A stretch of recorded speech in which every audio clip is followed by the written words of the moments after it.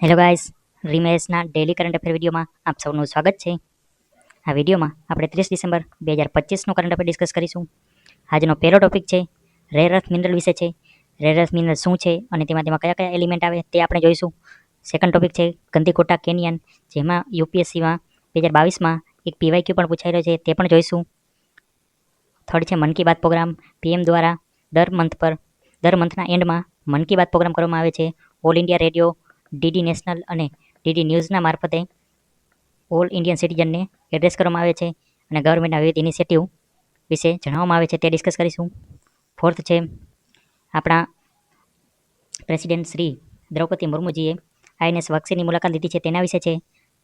ત્યારબાદ ફિફ્થ છે મ્યાનમાર અને બાંગ્લાદેશ. મ્યાનમાર અને બાંગ્લાદેશમાં હાલમાં પ્રોટેસ્ટ થઈ રહ્યો છે અને માઇનોરિટી અગેન્સ્ટમાં વાયોલન્સ કરવામાં આવી રહ્યો છે, તેના વિશે છે. અને મ્યાનમારમાં ઇલેક્શન થવા જઈ રહ્યા છે.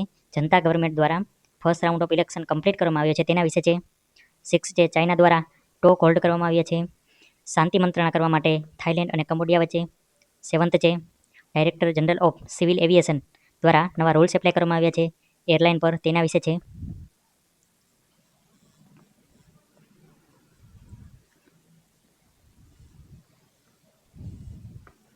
તો આજનો ફર્સ્ટ ટોપિક જોઈએ, rare earth mineral. Rare earth મિનરલમાં બહુ જ ન્યૂઝમાં હોય છે, જેથી કરીને એક્ઝામમાં પૂછાવાની શક્યતા વધારે છે આ વર્ષે. રેર અર્થ મિનરલ શું હોય છે તે જોઈએ.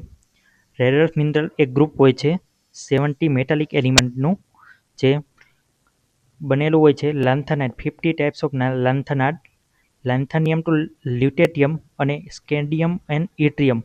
મિત્રો, આ 3 એલિમેન્ટના નામ ખાસ યાદ રાખજો. મેચ ધ ફોલોવિંગમાં નહીં, પરંતુ 4 ઓપ્શન આપીને પૂછવામાં આવશે કે નીચેમાંથી કયા કયા એલિમેન્ટ જે રેર અર્થ એલિમેન્ટમાં આવે છે.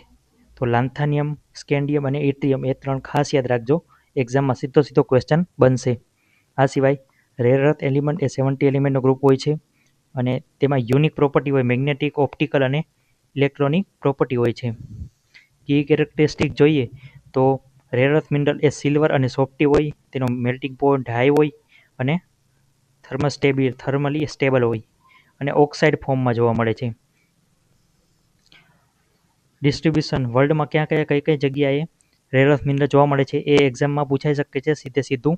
એ ઇવનલી ડિસ્ટ્રીબ્યુટેડ નથી, એટલે સમાન પ્રમાણમાં વર્લ્ડમાં ડિસ્ટ્રીબ્યુટ નથી. કોઈ કન્ટ્રીમાં વધારે તો કોઈ કન્ટ્રીમાં ઓછા. સૌથી હાઈએસ્ટ છે ચાઇનામાં, એ ખાસ યાદ રાખજો. ફર્સ્ટ નંબર પર ચાઇના છે અને સેકન્ડ નંબર પર છે બ્રાઝિલ છે. યુએસએ કે રશિયા એ નથી. સેકન્ડ નંબર પર બ્રાઝિલ છે અને ઇન્ડિયા થર્ડ નંબર પર આવે છે. એ ખાસ યાદ રાખજો, એક્ઝામમાં સીધો ક્વેશ્ચન બનશે. ફોર્થ છે ઓસ્ટ્રેલિયા અને ફિફ્થ છે રશિયા, વિયેતનામ, યુએસએ, ગ્રીનલેન્ડ. અને 90% + રેર અર્થ મિનરલ જે ચાઇનામાં છે. ચાઇનાએ તેના પર હાલમાં કંટ્રોલ રાખ્યો છે, જેના લીધે બીજી કન્ટ્રીને ઇમ્પોર્ટ કરવામાં તકલીફ પડી રહી છે. તેથી રેર અર્થ મિનરલ ખૂબ ન્યૂઝમાં છે. આપણો સેકન્ડ ટોપિક છે ગંદીકોટા કેનિયન. ગંદીકોટા કેનિયનમાં હાલમાં આ ગંદીકોટા કેનિયન છે દોસ્તો. ગંદીકોટા કેનિયનમાં ટુરિઝમ હાલમાં બૂસ્ટ કરવા માટે નવા મેઝર લેવામાં આવી રહ્યા છે. ઇન્ફ્રાસ્ટ્રક્ચર બિલ્ડ કરવાનો પ્લાન બનાવવામાં આવી રહ્યો છે. ગંદીકોટા કેનિયન વિશે વર્ષ 2022માં પીવાયક્યુ પૂછાયો હતો. યુપીએસસીનો પીવાયક્યુ છે. વર્ષ 2022માં સીધો ક્વેશ્ચન પૂછાયો હતો કે ગંદીકોટા કેનિયન કઈ રિવર પર આવેલી છે? તો પેન્નર રિવર પર આવેલી છે. આ ખાસ યાદ રાખજો, પેન્નર રિવર પર આવેલી છે અને તેને ગ્રાન્ડ કેનિયન ઓફ ઇન્ડિયા પણ કહેવામાં આવે છે. આ પણ એક્ઝામમાં સીધું બેઠું સ્ટેટમેન્ટ રાખીને પૂછાઈ શકે છે કે ગ્રાન્ડ કેનિયન ઓફ ઇન્ડિયા કોને કહેવામાં આવે છે? તો ગંદીકોટા કેનિયન.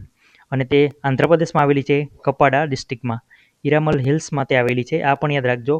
આ ફેક્ટ સીધું એક્ઝામમાં મેચ ધ ફોલોઈંગમાં આવી શકે છે. થર્ડ ટોપિક છે Mann Ki Baat programme. Mann Ki Baat programme PM Modi દ્વારા નેશનને એડ્રેસ કરવામાં આવે છે. ઓલ ઇન્ડિયા રેડિયોના માધ્યમથી પીએમ મોદી દ્વારા એડ્રેસ કરવામાં આવે છે કન્ટ્રીને. ઓલ ઇન્ડિયા રેડિયોના મારફતે અને ડીડી નેશનલ અને ડીડી ન્યૂઝ.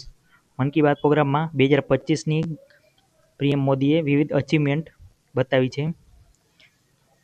એમાં ખાસ જાણવા જેવું છે કે વંદે ભારતના 150 વર્ષ કમ્પ્લીટ થયા છે. વંદે માતરમના 150 વર્ષ કમ્પ્લીટ થયા છે. તો તેના પર ક્વેશ્ચન બની શકે છે કે વંદે માતરમ એ કોના દ્વારા લખવામાં આવ્યું હતું. આ સિવાય ICC men's champion trophy India જીત્યું હતું તેના વિશે વાત કરી છે. Plus ICC women cricket world cup, ICC blind T20 world cup India આ વર્ષે જીત્યું છે. એશિયા કપ અને વર્લ્ડ પેરા એથ્લેટિક ચેમ્પિયનશિપ વિશે પણ વાત કરવામાં આવી છે. શુભાંશુ શુક્લા એ ઇન્ટરનેશનલ સ્પેસ સ્ટેશનની મુલાકાત લીધી તેના વિશે વાત કરી છે. એ સિવાય ચિત્તાના નંબર ઇન્ડિયામાં ચિત્તા જે ઇન્ટ્રોડ્યુસ કરવામાં આવ્યા હતા ઇન્ડિયામાં તેના નંબર ઇન્ક્રીઝ 30 થઈ ગયા છે તેના વિશે વાત કરી છે. આ સિવાય મહાકુંભ વિશે અને યુથ પાવરની ખાસ વાત કરી છે કે યુથ ઇન્ડિયાના ડેવલપ કન્ટ્રી બનાવવા માટે શું કન્ટ્રીબ્યુટ કરી શકે છે. તો વિકસિત ભારત યંગ લીડર ડાયલોગ અને સ્માર્ટ ઇન્ડિયા હેકાથોનના મારફતથી નેશનલ બિલ્ડિંગમાં યુથ કન્ટ્રીબ્યુટ કરી શકે છે. આ સિવાય આઈએસએસસીમાં મ્યુઝિક ક્લાસની શરૂઆત થઈ છે. એટલે ગીતાંજલિ આઈએએસ નામથી સેન્ટર ઓપન કરવામાં આવ્યું છે કલ્ચરલ તેની વાત છે. અને પીએમ સૂર્ય ઘર યોજના વિશે ખાસ વાત કરવામાં આવી છે. આ સ્કીમ અંતર્ગત રૂફટોપ સોલાર ઇન્સ્ટોલ કરવામાં આવે છે હાઉસ પર. ફોર્થ છે આઈએનએસ વગસીર આપણા પ્રેસિડેન્ટ શ્રી દ્રૌપદી મુર્મુજીએ આઈએનએસ વગસીરની મુલાકાત લીધી છે. તે એપીજે અબ્દુલ કલામ પછીના બીજા પ્રેસિડેન્ટ બન્યા છે જેણે આ રીતે આઈએનએસ વગસીરમાં જે સોર્ટી કહીએ આપણે, સોર્ટી એટલે વિઝિટ કરી અને તેમાં થોડા ટાઈમ માટે સ્ટે કરવામાં આવે. તેમણે 2 કલાક સુધી તેની વિઝિટ કરી અને તેમાં સ્ટે કર્યો હતો અને મુસાફરી કરી હતી. આઈએનએસ વગસીર એ કેલેવરી ક્લાસ સબમરીન છે. દોસ્તો, ઇન્ડિયન નેવી દ્વારા પ્રોજેક્ટ 75ની શરૂઆત કરવામાં આવી હતી. જે પ્રોજેક્ટ અંતર્ગત 6 સબમરીન બનાવવામાં આવી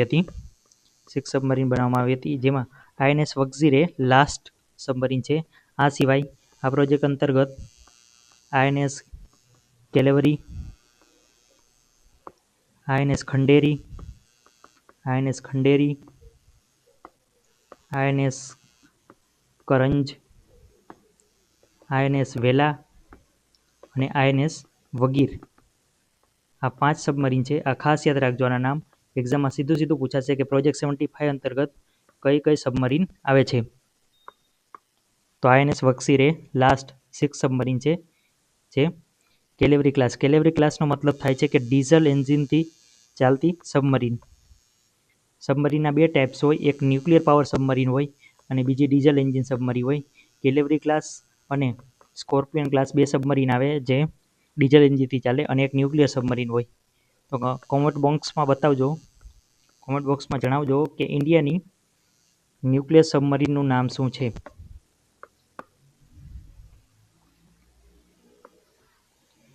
ફિફ્થ આર્ટિકલ છે મ્યાનમાર અને બાંગ્લાદેશ વિશે.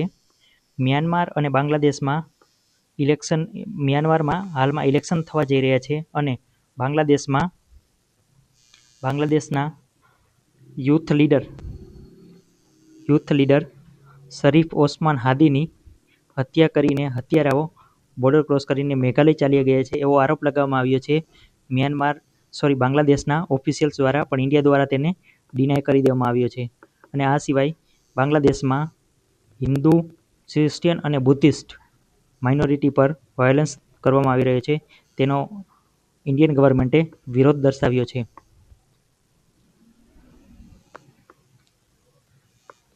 6th આર્ટિકલ છે ચાઇના દ્વારા ટોક ઓર્ગેનાઇઝ કરવામાં આવ્યા છે થાઇલેન્ડ અને કંબોડિયા વચ્ચે.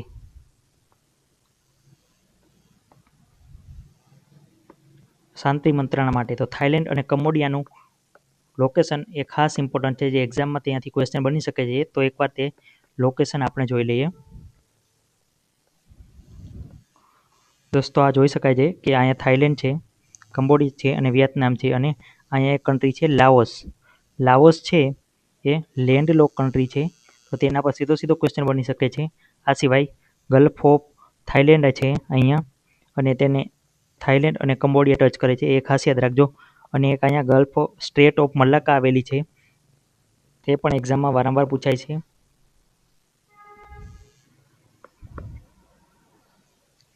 નેક્સ્ટ જોઈએ. નેક્સ્ટ લાસ્ટ ટોપિક છે આજનો આપણો.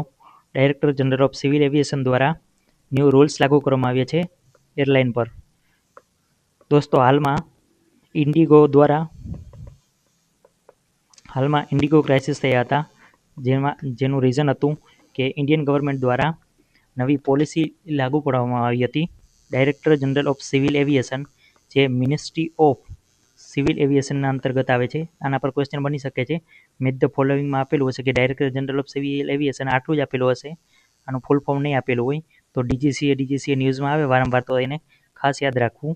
એ મિનિસ્ટ્રી ઓફ સિવિલ એવિએશનના અંડરમાં આવે છે. તેના દ્વારા flight duty time limitation policy, FDTL policy બહાર પાડવામાં લાગુ કરવામાં આવી હતી, જે હાલમાં પોસ્ટપોનમાં કરી દેવામાં આવી છે, કારણ કે ઇન્ડિગો એરલાઇન છે એ માટે પ્રિપેર ન હતી, જેના લીધે ક્રાઇસિસ થઈ ગયા હતા, જેથી તે પોલિસી હાલમાં ટેમ્પરરી પોસ્ટપોન્ડ કરવામાં આવી છે.